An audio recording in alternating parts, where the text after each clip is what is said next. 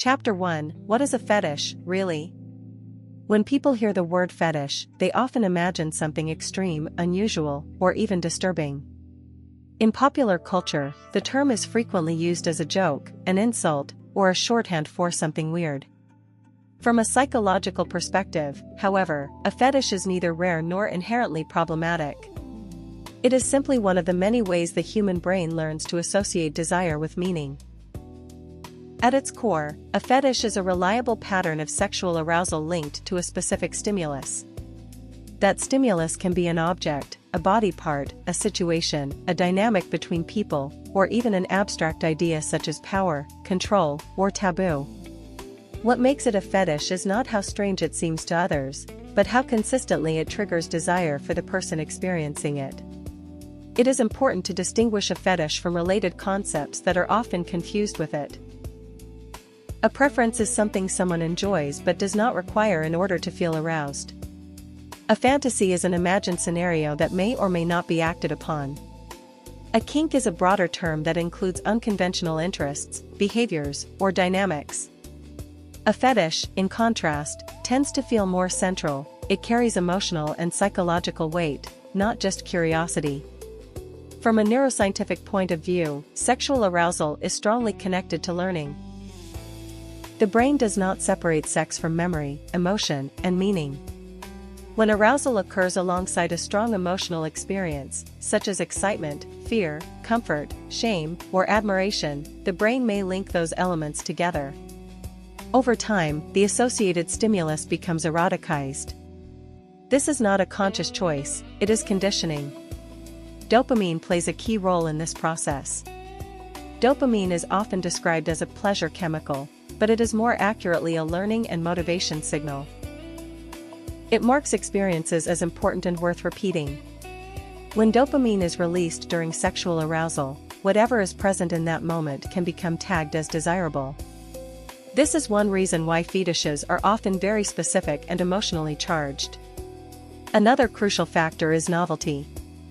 The human brain is highly responsive to new or unexpected stimuli, especially during adolescence, when sexual identity is forming. Experiences that feel confusing, forbidden, or emotionally intense during this period can leave lasting imprints. A fetish is often less about the object itself and more about what it symbolized at the time it became eroticized. Contrary to common myths, fetishes are not automatically signs of trauma or pathology.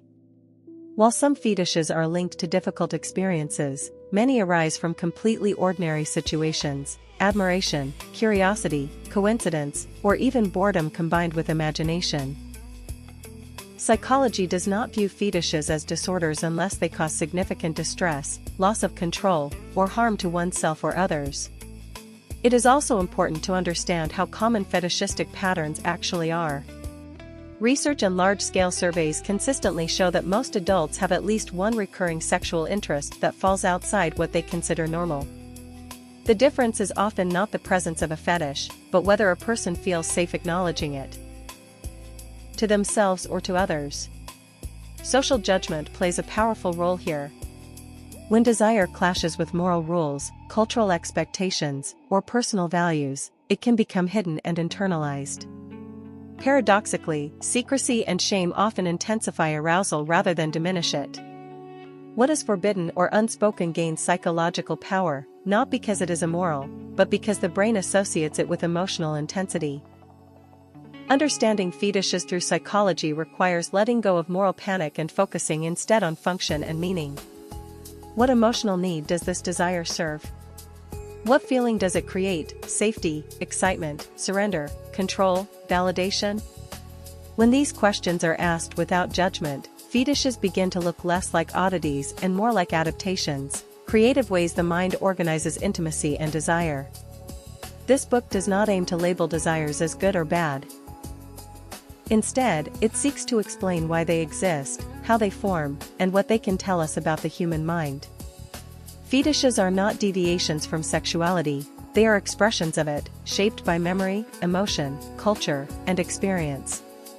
In the next chapter, we will explore one of the most important forces behind fetish development: early experiences, emotional conditioning, and the first imprints of desire. Chapter 2, Childhood, Conditioning, and First Imprints. Sexual desire does not emerge in a vacuum. It develops gradually, shaped by memory, emotion, and the brain's ability to connect meaning to sensation. One of the most influential factors in the formation of fetishes is what psychologists call sexual imprinting, the process by which early emotional experiences become linked to arousal later in life. Imprinting does not require overt sexual events. In fact, it often occurs before a person fully understands sexuality at all. During childhood and adolescence, the brain is highly plastic and sensitive to emotional intensity. Moments charged with curiosity, admiration, fear, excitement, or confusion can leave deep neurological traces. When these moments later coincide with sexual awakening, the associations may resurface in erotic form. A common misconception is that fetishes are caused only by trauma.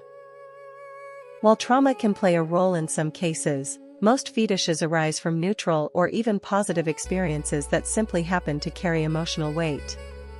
For example, admiration for a confident adult figure, fascination with a particular aesthetic, or a moment of vulnerability combined with safety can all become templates for desire.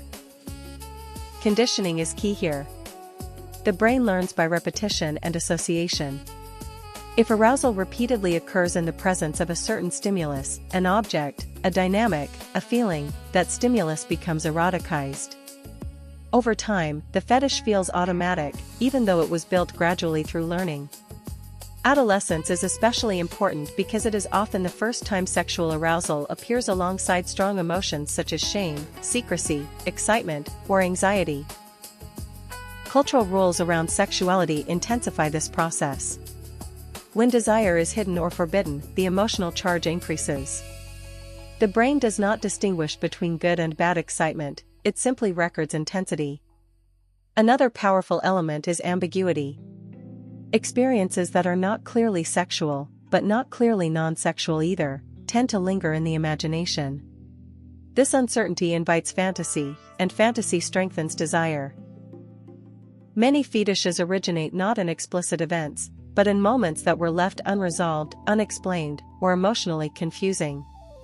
Importantly, imprinting does not lock a person into a single desire forever. Sexuality remains flexible throughout life. However, early patterns often carry a sense of familiarity and emotional resonance that makes them feel especially compelling. Fetishes persist not because they are rigid, but because they reliably recreate a particular emotional state. Understanding fetish development through conditioning helps remove moral judgment.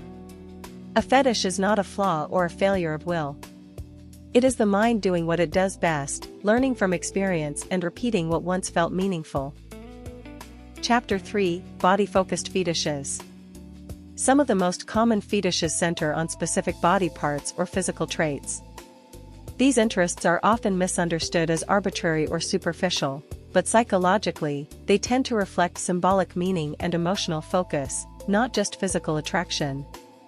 Take body part fetishes such as feet, hands, hair, voice, or scent. These features are not inherently sexual, yet they can become powerful triggers of desire. One reason is proximity. These elements are often noticed early, repeatedly, and in emotionally charged contexts, long before explicit sexuality is involved. Feet, for example, are frequently associated with vulnerability, trust, and grounding. They are usually hidden, culturally neutral, and connected to relaxation or care. From a neurological standpoint, the brain regions processing touch, movement, and arousal are closely linked, making certain body-focused associations more likely. Voice and scent operate on a different level. They bypass rational thought and act directly on emotion and memory. A particular tone of voice may evoke authority, comfort, or intimacy. A scent can instantly transport someone back to a feeling of safety or excitement. When these sensations are paired with attraction, they can become deeply eroticized. Hair, hands, or posture often represent identity and expression.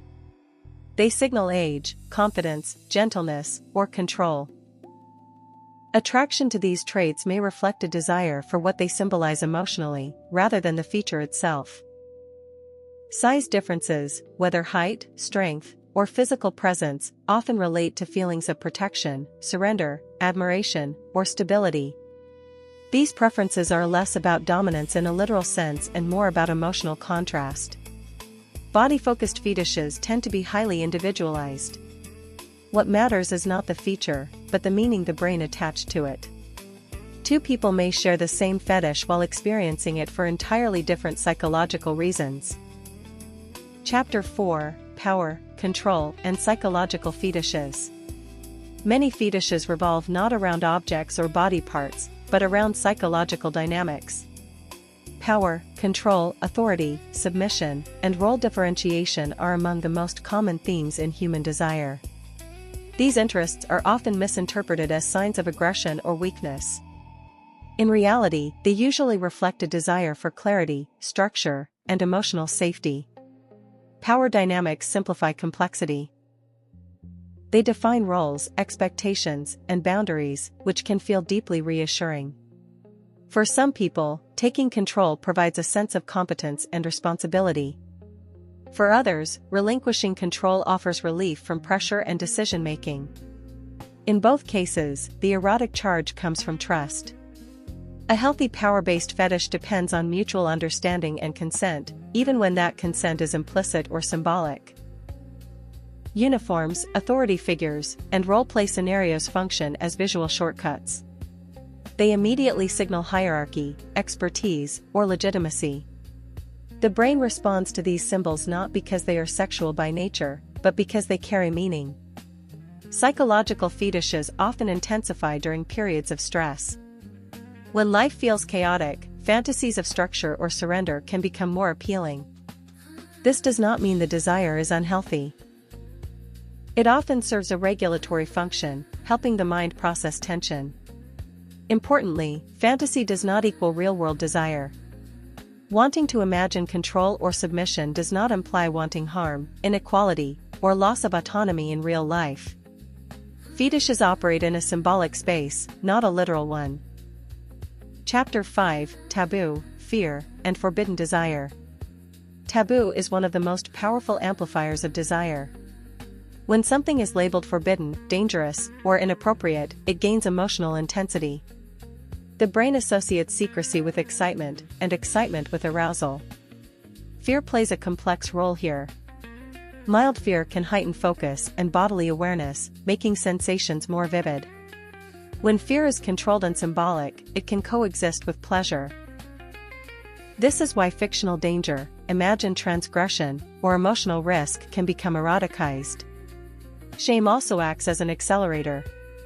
When desire conflicts with personal or cultural values, it becomes emotionally charged. Suppression does not eliminate the desire, it often sharpens it. Over time, the shame itself may become part of the arousal pattern. A critical distinction must be made between fantasy and intent. Fantasies often explore extremes precisely because they are not meant to be enacted. They allow the mind to experience emotion without consequence. Confusing fantasy with desire for real-world action leads to misunderstanding and unnecessary fear. Psychology views taboo-based fetishes as explorations of boundaries, not violations of them. The mind uses symbolism to process tension between rules and impulses. When approached consciously and ethically, these fantasies do not indicate moral failure. Chapter 6: Are fetishes healthy? Integration and acceptance. The question is not whether fetishes are normal, but whether they are integrated. A fetish is healthy when it enhances intimacy, self-understanding, or pleasure without causing distress, compulsion, or harm. Problems arise when desire becomes rigid, secretive, or disconnected from communication.